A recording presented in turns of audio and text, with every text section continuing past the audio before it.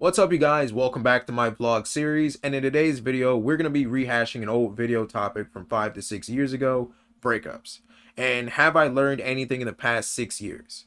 So what I've learned in the past 6 years is that breakups devastate the best of us, and you can be the most grounded, mature, emotionally solid person, and a breakup will still rattle you.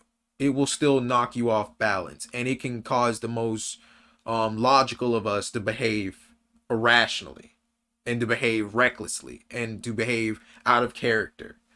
And a breakup often comes as a surprise to us. We often feel like we're blindsided by a breakup, but the thing is, 9 times out of 10 the breakup was already happening.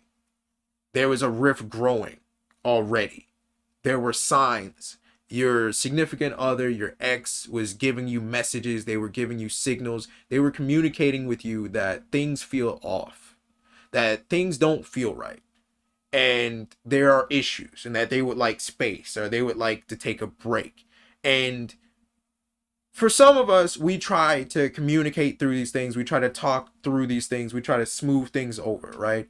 And I feel like that's literally just trying to put like a small bandage on a gaping wound that's still gushing. And the thing is, in our minds, we think that we're repairing things. We think that we're mending things. We think that if we put in more time, if we get closer to this person, if we put in more and more effort, right, that the relationship is going to be mending, that it's going to be on the up and up. And the fact is, when a breakup happens, you and this other person are in two different realities. To you, you feel like the relationship was actually getting better. Things were healing. Things were mending. The problems that you did have, you could work through them. And for this other person, it's the exact opposite. Like, for them, the relationship was going downhill for a while, and nothing seemed to save it. And to them, any efforts, any changes that were made towards the end of the relationship just wasn't enough to mend that rift that was forming in the relationship towards the end. And for them, the relationship isn't worth salvaging. It's just not worth salvaging at that point for them. And for you, you're fighting tooth and nail to try to get this relationship to work. And I remember one of my friends was talking to me about how couples argue and the type of dynamics that go on, and how there's a breakdown in communication when you're arguing with someone that you care about and you get into a really heated fight with them. You're shouting at them. You're not talking to them, you're shouting at them. You're trying to bombard them with these words and these messages and these feelings, and you're hoping that if you bombard them enough, they will become receptive to it, right? And that's not the case. That's not the case, because it just causes the person to hunker down more into their stance. It causes them to hunker down more into their base, and it causes them to barrage you with the exact opposite. And there you have this war of attrition where both of you are just dug into these trenches. Both of you are just basically 10 toes down about your reality, your stance on where things are, right? You're not trying to hear the other person out. You're not, because you're in this war zone mode. You're just in this war mode where you don't care what the other person's saying. You're not trying to perceive what the other person's saying. You're just trying to bombard them with your point. You're trying to make them see your point of view. And it often feels at times in a breakup that the person that we were with is a stranger to us. Communicating with them seems foreign to us. It seems like no matter what you say to them, it no longer holds the same spark. It no longer holds the same magic. The things that used to be sacred to you are no longer sacred. It's awkward. It's weird. It's just very lanky, you know? And you feel like you don't know the person in front of you. And it feels like they don't know who you are. And so sometimes you have to take a step back. You have to take a step back. And you both have to retreat to your trenches. You both have to just take some time, put up a white flag on both ends, and then at a later date, when cooler heads prevail, then come back and communicate. But also I was talking with one of my friends earlier, basically, and we were talking about like the pain that breakups cause, you know? How sometimes the pain of going through these breakups, the pain of getting your heart broken, the pain of getting devastated by this person that you love, it warps you, it changes you, it bends you to this point that you feel like you just can't bend back. You know, you've gone through all of this stuff. This person has literally just simply destroyed you. And you've spent all of this time trying to rebuild yourself, right? And you're trying. You're trying your hardest to reclaim that spark that was you. You're trying to reclaim who you were before. And I was talking to my friend, and I feel like sometimes the pain transforms us so much that we can't get back to our original state. You know, sometimes when you burn something, it just doesn't return to its original state. It cannot be restored to its original state.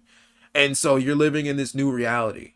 You have to become this different person. You have to become this new person. And that has been my experience with some breakups.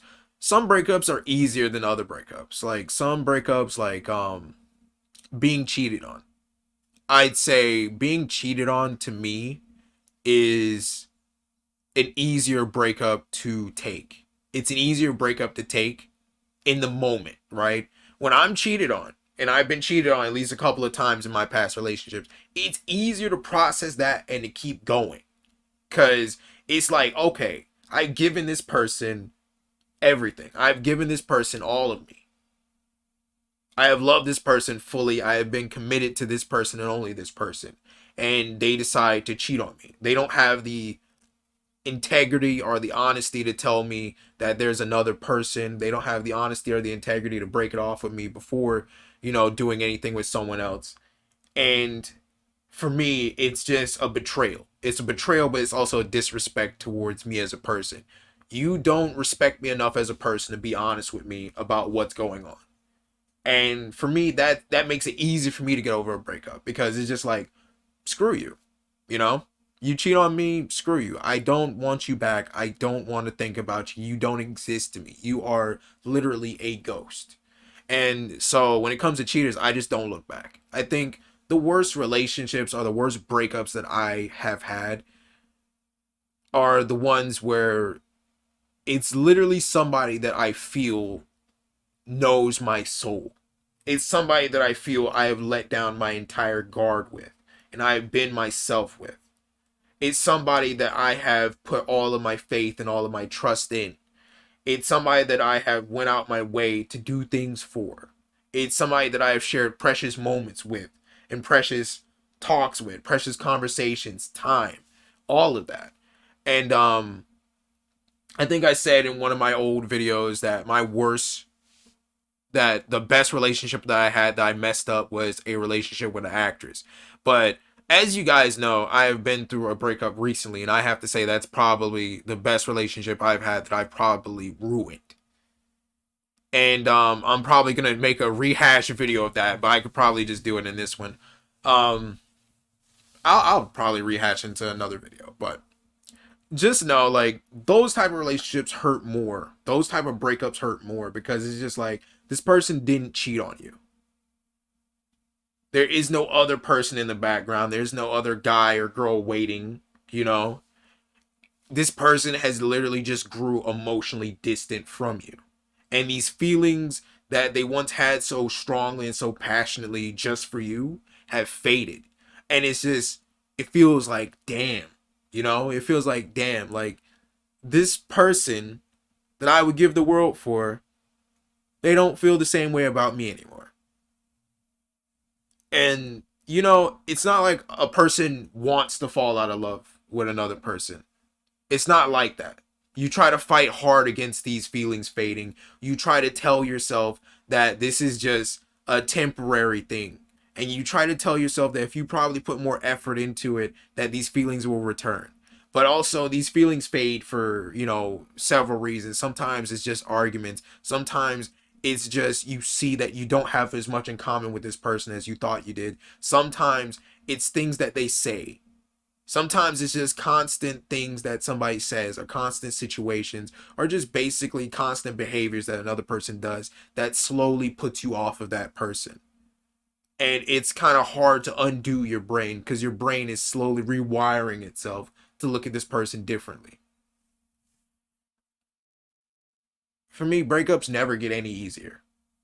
Breakups never get any easier. And in my experiences, I've never really gotten back with an ex. Never. I've never really gotten back with an ex. And I'll say that's most likely because of my inexperience with dealing with breakups, my inexperience in understanding this type of stuff. Like, for me, I don't understand the concept of giving someone else space. I don't. For me, space is scary. If I give you space, you're going to forget about me. If I give you space, somebody else is going to come along. If I give you space, you're going to move on. For me, space is scary. I am hardwired to believe that I need to constantly be around you. My presence has to constantly be there in order for you to not forget me, in order for you to remember me. And the thing is, like, when you do something so many times and you see that it just doesn't work, you eventually try something else. Even though it is against everything you believe in, you try something else. For me, I would never give the other person space. I would never give the other person space. And even when I tried in my mind to believe that I should, I just couldn't do it because I'm so ingrained into this way of handling breakups. I'm so ingrained with bombarding this person with messages, bombarding this person with communication, believing that my presence is going to mend things, believing that if we just sit down and talk, that's going to mend things. It's not. Sometimes another person just needs to disconnect from the situation. Sometimes you need to disconnect from the situation, and cooler heads will prevail eventually. I can say that recently I have tried to give things space and just try to just distance myself from things, and it feels good. It feels good to handle things in a more mature way. It feels good to just actually listen to the other person, give the other person space, and just let them be to themselves, right? But it's just the act of trusting in a bigger process than yourself, trusting in something that you can hardly understand yourself, trusting in something that goes against everything you personally believe, everything you personally feel in your gut. And it's scary. It's scary. It's scary when you are going against your gut instincts, when you're going against your gut feelings and stuff that you feel you have to do. Your heart is telling you that you have to do this. Your gut is telling you that you have to do this. Your mind, especially if you have like anxiety like me, your mind is telling you all these negative scenarios, 1,000,001 negative scenarios that is happening right now. And you're trying to dispel all of that. You're trying to overcome this anxiety. You're trying to overcome your own brain. You're trying to rein in your heart. You're trying to basically resist your gut instincts because you're trusting in a bigger process than yourself. Um, I don't know. I guess my ending message for this video is like breakups change people. Sometimes, sometimes breakups make us mature and make us realize things about ourselves. And I think, I wouldn't say all breakups do that. I just say sometimes it depends on the person. Sometimes it just depends on the person. Like for me, I can say in most of my breakups, like I kept doing the same thing over and over again, even though it wasn't healthy, even though it was toxic, even though it wasn't the right way to do things because it felt good. It felt like I was doing the right thing. It felt like this is what I was supposed to be doing, right? And I think it takes a special person in your life. It takes a special person for you to sit back and think about what you're doing and then reevaluate exactly what you're doing and try to change, to actually do something different and break the cycle and actually make positive change. I don't know. Sometimes you'll change. You'll change negative things about yourself for the right person, I feel like if it's the right person for you, you're going to work on yourself. You're going to do what you need to do and work on it. Like as far as like getting back together with exes, I don't really know. I don't really know. I think it kind of depends on like the reason of the breakup. Like if somebody cheated on me, like I said, no, you're just a ghost to me. You're out of my life forever. But if like feelings faded, I feel like feelings can be rekindled. I feel like it's not easy to rekindle feelings for another person. It's not easy, but it depends on why the feelings faded as well. Like if feelings faded just over time because like of a lack of interest, you know, and it's whatever. You can try to do new stuff together. You can try to find common interests together. If it's because of like arguments and personal issues and like personal faults, then you need to work on yourself. You need to work on yourself. You need to work on your demons. You need to work on these flaws that you have that was getting in the way of the relationship. And um basically you just need to communicate with the other person. You need to communicate with the other person because if you two are going to try to work on rekindling things, they need to understand that this is teamwork. This is basically a two-person job. Like one person can't be making all the effort to try to rekindle things. It takes two people actually moving forward together to do things. Um I feel like one of the scary parts of getting back together with an ex is you feel like you're walking on eggshells. You feel like everything you do is put under a microscope, a magnifying glass, and that any wrong move, any wrong step will be your last step. It will be that step that pushes you back like five different steps. And so you're always on guard about what you say. You're always on guard about what you feel. You don't really communicate everything fully because you don't want to push this other person away. You're both slowly moving back towards each other. But if you say something wrong, you're going to push them away and you're going to undo all of this progress, all of this growth, all of this change. And so it kind of feels like you're guarded. You're both guarded. You're both on the lookout. And it takes a while to lower your guard. It takes a while to just be able to reach a neutral point where you two can just be open again, because this person, they're on guard. They're not really telling you everything. They're not really fully, letting down their guard or being themselves around you because they don't want to say something that triggers you a certain way. You don't want to say something that triggers them a certain way. So like they don't want to upset you. You don't want to upset them. You're both kind of like tiptoeing around trying to see who's going to make the first mistake. And it's kind of scary when you get to that stage when you're trying to get back together with somebody that you used to have something with, because it's just like you're a stranger to me now. To some extent, you're a stranger to me, and I don't know how to act around you. I don't know what to do around you. I don't know what to say around you. I don't know if I can tell you my honest thoughts. I don't know if I can tell you how I feel. I don't know if I can communicate the things that we used to communicate, And it's also like, that the old relationship is dead. So you're trying to create something new on something old. You're trying not to repeat the same old relationship, but you're also trying to keep the positives of that old relationship and bring it into the new relationship. But it just feels like it's so much work. And I feel like that's such a discouraging thing to say. Like it feels like it's so much work when you're trying to rekindle things or you're trying to get back with somebody that you broke up with or somebody that you are no longer with. It feels like this person's a stranger and it feels like you're both on guard. But I think anything that is worth having is worth working through. Anything that's really worth it. If a person is truly worth it, if you really think that this person is worth it, then you try.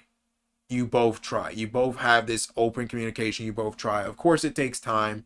It takes time for people to lower their guards. It takes time for someone to feel comfortable and open around you. But anything good is worth trying. It's worth changing. It's worth putting in effort for.